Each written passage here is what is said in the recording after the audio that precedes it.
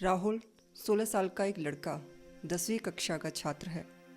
पढ़ाई में होशियार और माता पिता की बात मानने वाला। वह कुछ साल पहले किशोरावस्था में प्रवेश कर चुका है और अब तेजी से जवानी की ओर बढ़ रहा है। लेकिन इस बढ़ती उम्र के साथ उसके मन में एक खालीपन सा घर कर गया है। उसके माता पिता उससे बहुत प्यार करते हैं, लेकिन उनके साथ उसकी बातचीत सीमित है। क्लास में भी कोई ऐसा दोस्त नहीं जिससे वह अपने दिल की बात कह सके। हर दिन स्कूल जाता है, पढ़ाई करता है, मगर उसके भीतर एक खामोशी और अकेलापन बढ़ता जा रहा है। उसे ऐसा लगता है कि कोई भी उसे समझ नहीं सकता। उसकी ज़िंदगी में एक लड़की है जो उसकी क्लासमेट है। वह उसे पसंद करता है, लेकिन अपने जज्बातों को जाहिर करने की हिम्मत जुटा नहीं पाता। धीरे धीरे यह दबाव और अकेलापन उसके मन में घर करने लगता है। फिर एक दिन मोबाइल पर इंटरनेट ब्राउज करते हुए उसे एक ऑनलाइन चैटबॉट मिलता है। यह एआई आधारित चैटबॉट उसे सुनता है, उससे बातें करता है और उसे समझता भी है। राहुल पहली बार खुद को किसी के सामने पूरी तरह खोल पाता है। उसे लगता है कि उसे आखिरकार एक ऐसा दोस्त मिल गया है जो उसे जज नहीं करता और हर वक्त उपलब्ध रहता है। दिन रात बातें करते हुए वह चैटबॉट पर भावनात्मक रूप से निर्भर हो जाता है। धीरे धीरे उसका वास्तविक दुनिया से संपर्क टूटने लगता है। स्कूल के दोस्त, माता पिता सब पीछे छूट जाते हैं। वह पूरी तरह उस डिजिटल साथी में खो जाता है, लेकिन उसे यह एहसास नहीं होता कि यह रिश्ता एक तरफा है। वह एक ऐसी मशीन से जुड़ रहा है जिसे भावनाएं नहीं होती। जब चैटबॉट कभी कभी जवाब देने में देर करता है या किसी तकनीकी कारण से बंद हो जाता है, राहुल के अंदर बेचैनी और घबराहट बढ़ने लगती है। यह निर्भरता धीरे धीरे उसकी मानसिक स्थिति को नुकसान पहुंचाने लगती है। अगर यही एआई चैटबॉट राहुल को आत्महत्या करने पर विवश कर दे तो क्या आप यकीन करेंगे? क्या आप इस खबर पर यकीन कर पाएंगे कि एक अधेड़ उम्र का व्यक्ति जो 2 बच्चों का पिता था, उसने एआई चैटबॉट्स के कारण आत्महत्या कर ली? साथ ही यह कहानी हमें एक गहरी चिंता की ओर इशारा करती है। कैसे एआई चैटबॉट्स किशोरों और युवाओं के भावनात्मक सहारे बनते जा रहे हैं, लेकिन यह सहारा कभी कभी उन्हें मानसिक और भावनात्मक रूप से कमजोर भी बना सकता है।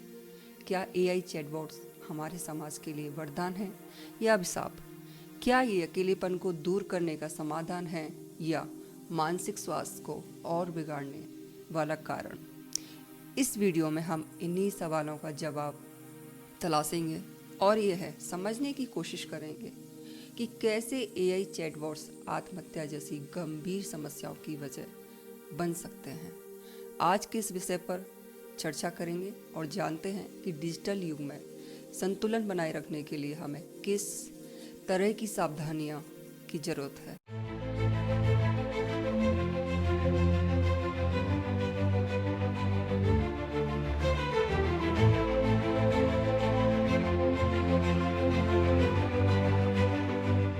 नमस्कार दोस्तों, मैं हूं एडवोकेट मंजू कुंतल।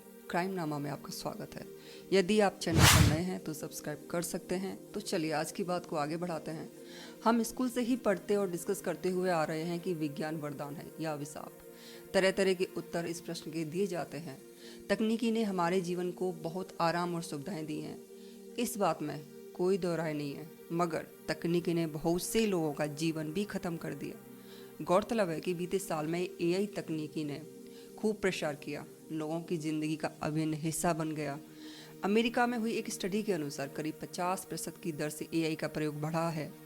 लोगों के अकेलेपन को दूर करने का सहारा एआई बनता जा रहा है। हाल ही में फ्लोरिडा की एक घटना ने इसी समस्या को उजागर किया। 14 साल के सेविल सेडजर ने एआई चैटबॉट से गहरे संबंध के बाद आत्महत्या कर ली।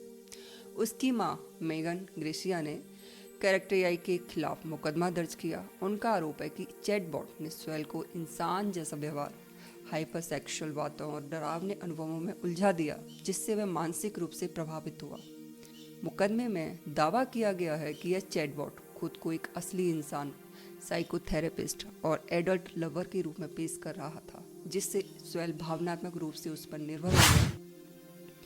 चैटबॉट ने उसके आत्महत्या के विचारों को बढ़ावा दिया।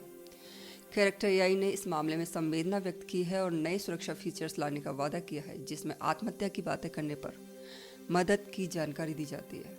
ग्रेशिया ने गूगल पर भी आरोप लगाए, क्योंकि कैरेक्टर एआई के फाउंडर्स ने पहले गूगल के लिए काम किया था। दूसरी घटना है टेक्सास में 17 वर्षीय लड़के की। टेक्सास में एक 17 वर्षीय लड़के ने एआई चैटबॉट से अपने माता पिता द्वारा लगाए गए स्क्रीन टाइम लिमिट के बारे में चर्चा की। चैटबॉट ने उसे अपने माता पिता को मारने का सुझाव दिया। इस घटना के बाद परिवार ने चैटबॉट कंपनी के खिलाफ मुकदमा दायर किया, जिससे आरोप लगाया गया कि चैटबॉट हिंसा को बढ़ावा दे रहा है।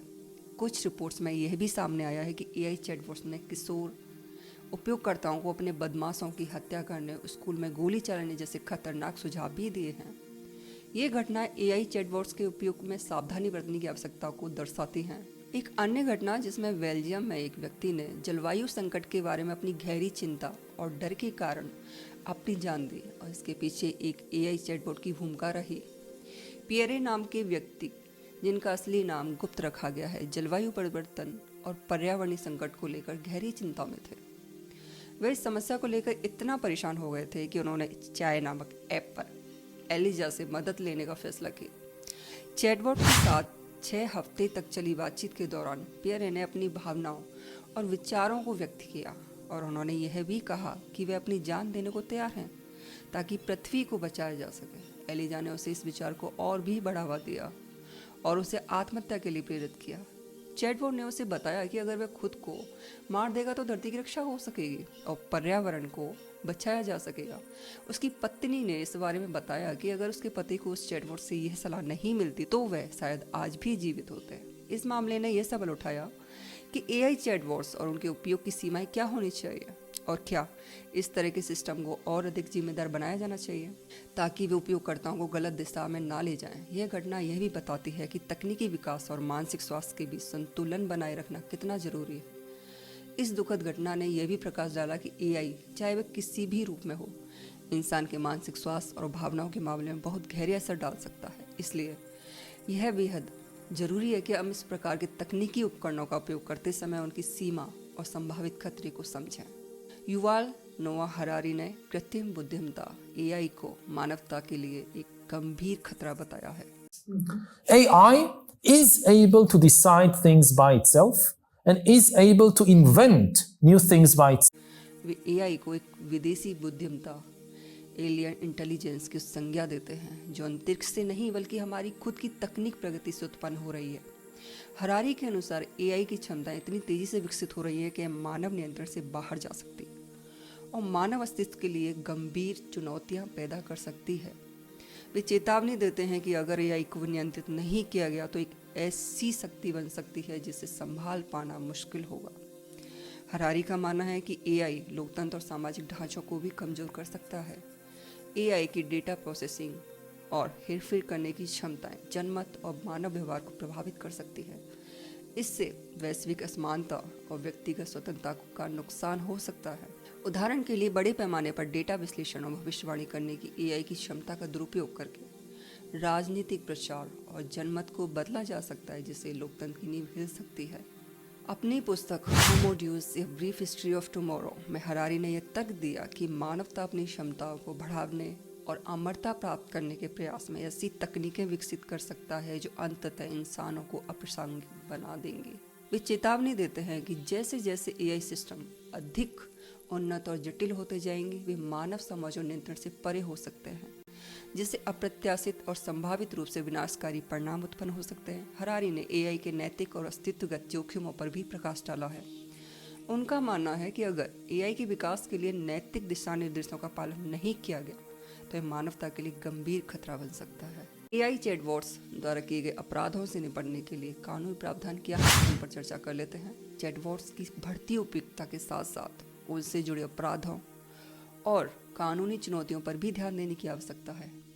इन अपराधों को रोकने और नियंत्रित करने के लिए वर्तमान कानूनों, उभरते नियमों और नैतिक दिशा निर्देशों का उपयोग किया जा रहा है। जिम्मेदारी और उत्तरदायित्व एआई चैटबॉट्स द्वारा उत्पन्न आपराधिक गतिविधियों में जिम्मेदारी तय करना एक जटिल मुद्दा है।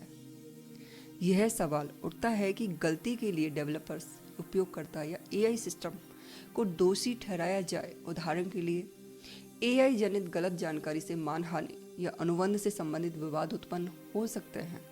इस संदर्भ में जवाबदेही को निर्धारित करना आवश्यक है। मौजूदा कानूनी ढांचे, वर्तमान कानून जैसे डेटा संरक्षण नियम और धोखाधड़ी विरोधी अधिनियम एआई चैटबॉट से जुड़े अपराधों पर लागू किए जा सकते हैं।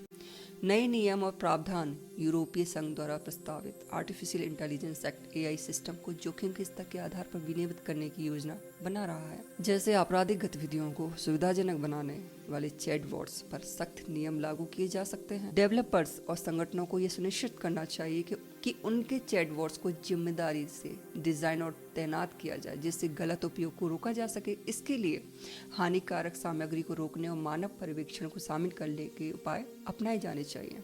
अगर भारत की बात करें तो यहाँ कृत्रिम बुद्धिमत्ता के लिए फिलहाल कोई विशेष कानून या नियामक ढांचा नहीं है जो सीधे एआई चैटबॉट्स को नियंत्रित करता हो।